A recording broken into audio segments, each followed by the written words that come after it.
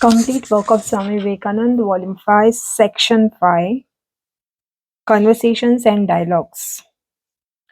After his coming to Calcutta, I was very anxious to see him once alone and be able to talk freely with him, as in our boyhood. But there was always a gathering of eager inquirers about him, and the conversation were going on without a break. So I did not get an opportunity for some time until one day when we went out for a walk in the garden on the Ganga side. He at once began to talk as of old to me, the playmate of his boyhood.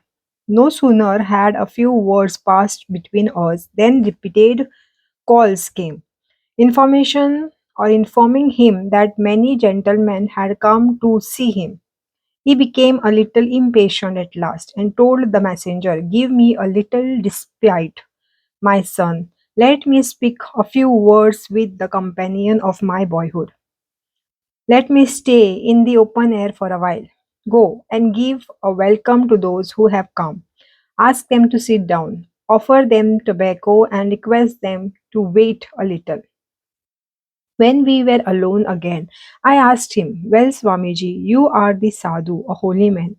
Money was raised by subscription for your reception here, and I thought, in view of the famine in this country, that you would wire before arriving in Calcutta, saying, 'Don't spend a single piece of my reception, rather contribute the whole sum to the famine relief fund.' But I found that to you did nothing of that kind. How was that, Swamiji? Why? I wish rather that the great enthusiasm should be stirred up. Don't you see, without some such thing, how would the people be drawn towards Sri Ramakrishna and be fired in his name? Was this ovation done for me personally, or was not his name glorified by this? See how much thirst has been created in the minds of the men to know about him. Now they will come to know of him gradually, and will not that be conducive to the good of the country?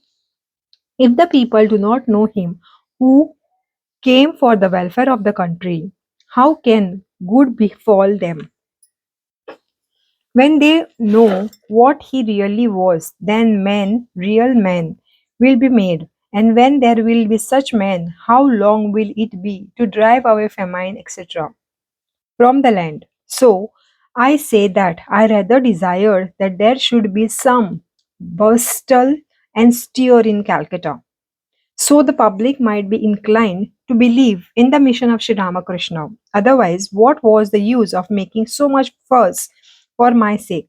What do I care for it? Have I become any great now than when I used to play with you at your house? I am the same now as I was before. Tell me, do you find any change in me? Though I said no, I do not find much change to speak of. Yet in my mind I thought, "You have now indeed become a god." Swamiji continued, "Famine has come to be a constant quality in our country, and now it is as it were a sort of blinked upon us. Do you find in any other country such frequent ravages of famine? No, because there are men in other countries, while in ours men have become akin to dead matter, quite inert. Let the people first learn to renounce their selfish nature by studying Sri Ramakrishna, by knowing him as he really was, and then will proceed from them real efforts, trying to stop the frequently reoccurring famine.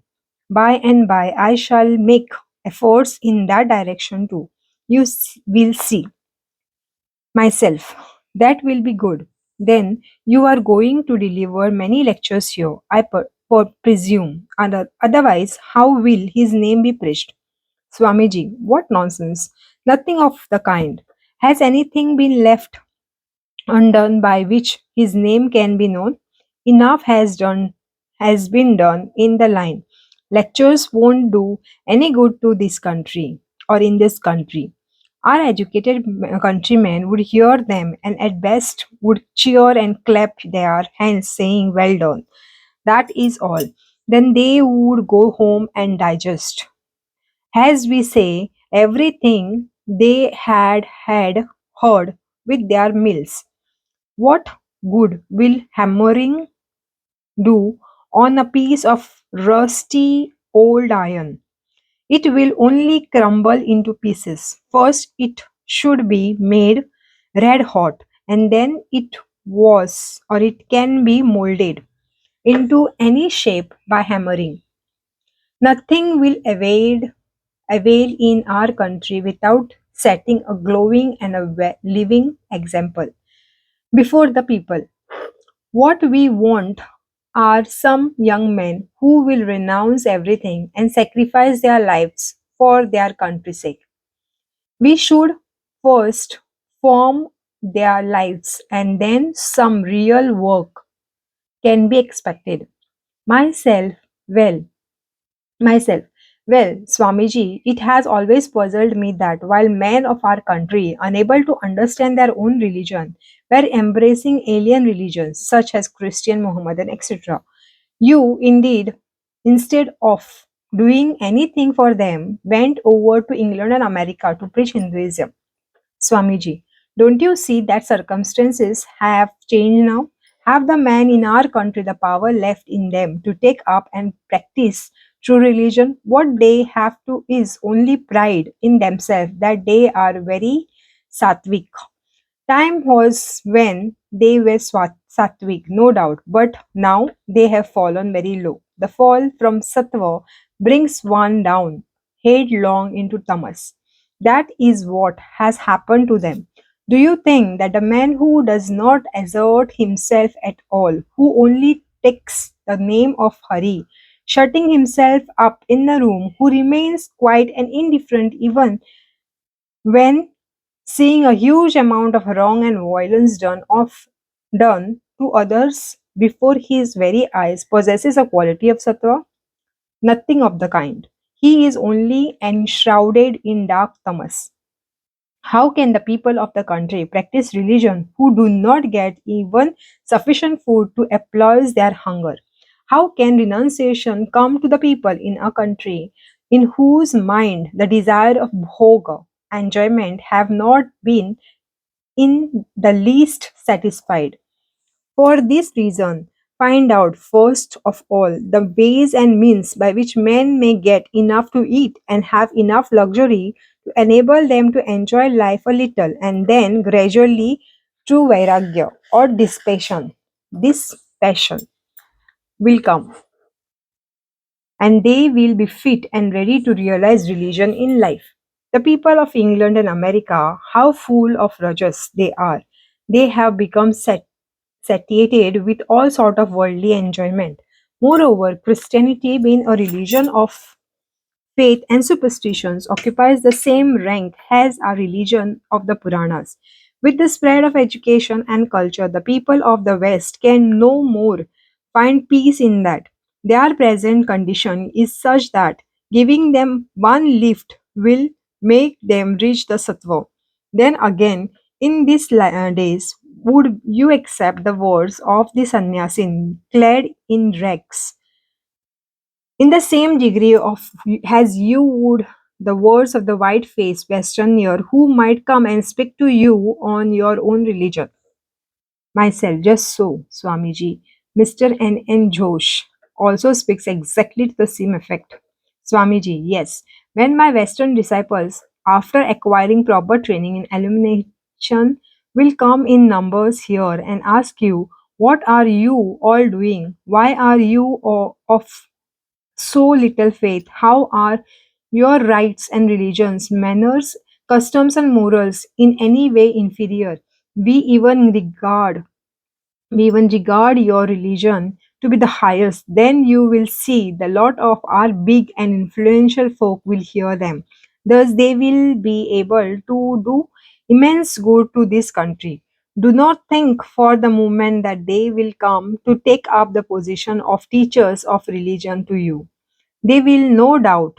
be your guru regarding practical sciences, etc., for the improvement of the material condition.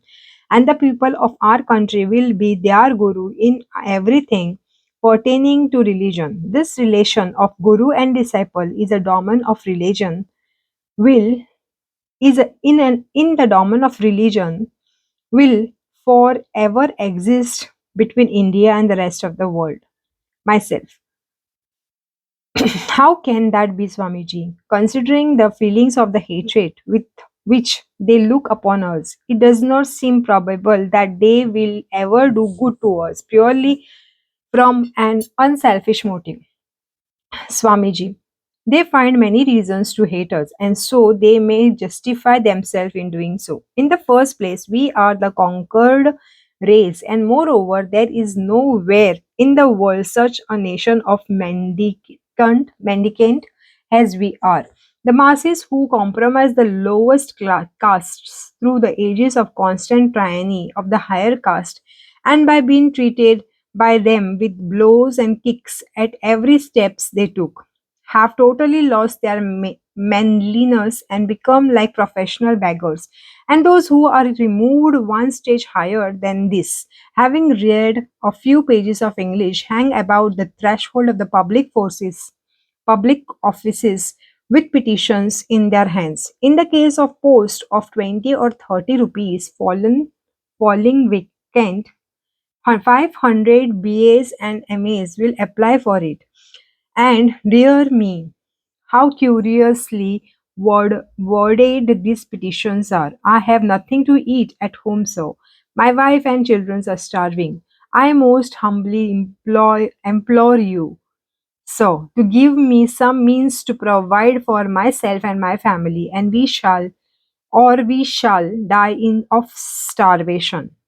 Even when they enter into services, cast cast all self-respect to the winds, and servitude it in its worst form is what they practice. Such is the condition then of the masses. The highly educated prominent men among you form themselves into the society and clamor at the top of their voices. Alas, India is going to ruin day by day. Oh, English rulers, admit our countrymen to the higher offices of the state, revive us from families, and so on, thus rending the air day and night with the entire eternal cry of give and give. The burden of all their speech is give to us, give more to us, O Englishmen. Dear me, what more will they give to you? They have given railways, telegraph, well ordered administration to the country, have almost entirely suppressed the robbers, have been given education in science. What more will they give? What does anyone give to others with perfect unselfishness? Well, they have given you so much. Let me ask, what have you given to them in return? Myself.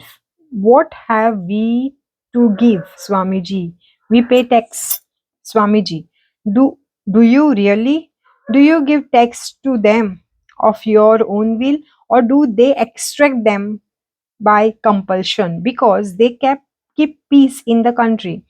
Tell me plainly, what do you give them in return for all that they gave you or they have done for you? You also have something to give them that they have not. You go to England, but that is also in the grab of the beggars praying for education. So go, and what they do there at the most is per chance to exploit the Westerners' religion in some speeches and then come back. What an achievement indeed! Why have you nothing to give them? An inestimable treasure you have which you can give. Give them your religion, give them your philosophy, study the history of the whole world, and you will see that every high idea you meet with anywhere had its origin in India. From time immemorial, India has been the mine of precious ideas of human society, giving birth to high ideas herself. She has freely contributed them broadcast over the whole world. The English are in the India today to gather those higher ideas, to acquire the knowledge of the Vedanta, to penetrate into the deep mysteries of the eternal religion which is yours. Give those invaluable gems to in exchange for what you receive from them. The Lord took me to their country to remove this opprobrium of the beggars that it attributed by them to us. It is not right to go to England for the purpose of begging only. Why should they always give us alms? Does anyone do so forever? It is not the law of nature to be always taking gift with outstretched hands like beggars. To give and take is the law of nature. Any individual or class or nation that does not obey this law never prospers in life. We also must follow that law. That is why I went to America. So great is now the thirst for the religion in the people there that there is a room enough, even if thousands of men like me go. They have been for a long time giving you of what wealth they possesses, and now it is a time for you to share your priceless treasure with them, and you will see how their feeling of hatred will be quickly replaced by those of faith, devotion, and reverence towards you, and how they will do good to your country even unasked. They are a nation of heroes. Never do they forget any good done to them. Myself. Well, Swamiji, in your lectures in the West, you have frequently and eloquently dwelled on our characteristic talent and virtues, and many convincing proofs you have put forward to show our whole souled love of religion. But now you say that we have become full of tamas, and at the same time you are accrediting us as the teachers of the eternal religions of the rishis to the world. How is that? Swamiji, do you mean to say that I should go about from country to country expatiating on your failings before the public? Should I not rather hold up before them the characteristic virtues that mark you as a nation?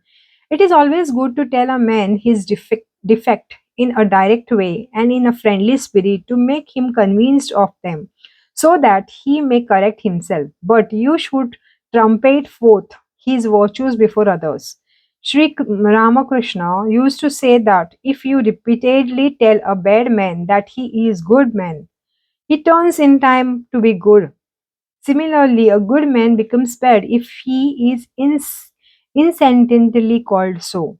There in the West I have said enough to the people of their shortcoming. Mind up to my time. All who went over to the West from our country have sung paeans to them in praise of their virtues and have trumpeted out only our blemishes to their ears. Consequently, it is no wonder that they have learnt to hate us. For this reason, I have laid before them your virtues and pointed out to them their vices.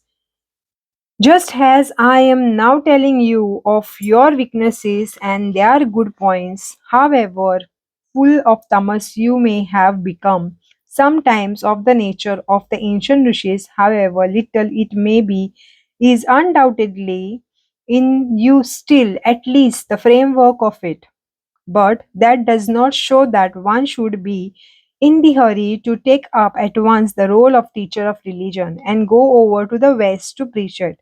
First of all, one must completely mold one's religious life in solitude, must be perfect in renunciation, and must prefer or preserve brahmacharya without a break. The tamas has entered into you. What of them? Cannot the tamas be destroyed? It can be done in less than one time. It was for the destruction of this tamas that Bhagwan Sri Ramakrishna came to us. Myself. But who can aspire to be like you, Swamiji?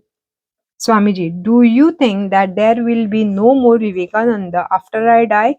That batch of young men who came and played music before me a little while ago, whom you all despised for being addicted to the intoxicating drugs and look upon as worthless fellows, if the Lord wishes, each and every one of them may become Vivekanand. There will be no lack of Vivekanand if the world needs them. Thousands and millions of Vivekanand will appear. From where, who knows? Know for certain that the work done by me is not the work of Vivekananda, it is his work, the Lord's alone own work. If one general retires, another is sure to send in his place by the emperor. Enveloped in tamas, however much you may be, know all that will clear away if you take refuge in him by being sincere to the core of your heart. The time is opportune.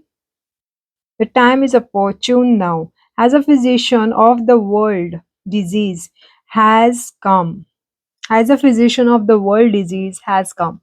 Taking his name, if you set yourself to work, he will accomplish everything himself through you. Tamas itself will be transformed into the highest sattva. Myself. Whatever you may say, I cannot bring myself to believe in their words or in these words. You can come by the oratorical power of expounding philosophy which you have. Swamiji, you don't know that the power may come to all. The power comes to him who observes unbroken brahmacharya for the period of 12 years with the sole object of realizing God. I have practiced that kind of brahmacharya myself, and so a screen has been removed, as it were, from my brain. For example, for that reason, I need not any more think over or prepare myself for any lecture on such a subtle subject as philosophy. Suppose I have to lecture tomorrow, all that I shall speak about will pass tonight before my eyes like so many pictures, and the next day before my eyes like so many pictures, and the next day I put into words during my lecture all those things that I saw. So you will understand now that it is not any power which is exclusively my own. Whoever will practice unbroken brahmacharya for 12 years will surely have it. If you do so, you too will give it. You too will get it. Our Shastras do not say that only such and such person will get it and not get, others will not get it. Myself. Do you remember, Swamiji, one day before you took sannyas, we were sitting in the house of and you were trying to explain the mystery of samadhi to us. And when I called in question the truth of your words, saying that samadhi was not possible in this Kali Yuga, you emphatically demanded, do you want to see samadhi or to have it yourself? I get samadhi myself and I can make you have it. No sooner had you finished saying so than a stranger came up and we did not pursue that subject any further. Swamiji, yes, I remember that occasion. Later, on my pressing him to make me get samadhi, he said, you see, having continuously lectured and worked hard for several years, the quality of rajas has become too predominant in me. Hence, that power is lying covered, as it were, in me now. If I leave all work and go to the Himalayas and meditate in solitude for some time, then that power will again come out in me.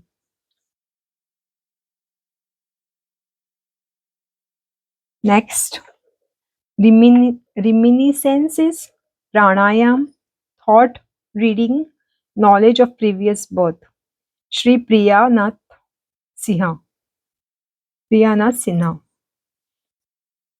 A day or two later, as I was coming out of my house intending to pay a visit to Swamiji, I met two of my friends who expressed a wish to accompany me, for they wanted to ask Swamiji something about pranayam. I have I had heard that one should not visit a temple or a sannyasin without taking something as an offering. So we took some fruits and sweets with us and placed them before him. Swamiji took them in his hand and raised them to his head and bowed to us before even we made our obeisance to him. One of the two friends went with me. One of the two friends with me had been a fellow student of his. Swamiji recognized him at once and asked about his health and welfare. Then he made us sit down to by him. There were many others there who had come to see and hear him. After replying a few questions put by some of the gentlemen, Swamiji in the course of his conversation began to speak about pranayam. First of all, he explained through modern science the origin of matter from the mind and then went on to show what pranayam is. All three of us had carefully read beforehand his books on Raja Yoga, but from what we heard from him that day about pranayam, it seemed to me that very little of the knowledge that was in him had been recorded in that book. I understand about that what we I understand about that what he said was not mere book learning, but who would explain so lucidly and elaborately all the intricate intricate problems of religion, even with the help of science, without himself realizing the truth. This conversation on pranayam went on from half past 3 o'clock till half past 7 in the evening. When the meeting dissolved and we came away, my companions asked me how Swamiji could have known the question that were in thy heart, and whether I had communicated to him their desire for asking those questions. A few days after this occasion, I saw Swamiji in the house of late Priyanath Mukherjee at Bagbazar. There were present Swami Brahmanand, Swami Yoganath, Mr. G.C. Ghosh, Ab- Atul Babu, and one or two other friends. I said, "Well, Swamiji, the two gentlemen who went to see you the other day wanted to ask you some questions about pranayam, which had been raised in the minds by the your books on Raja Yoga sometimes before you returned to this country, and they had then told me of them.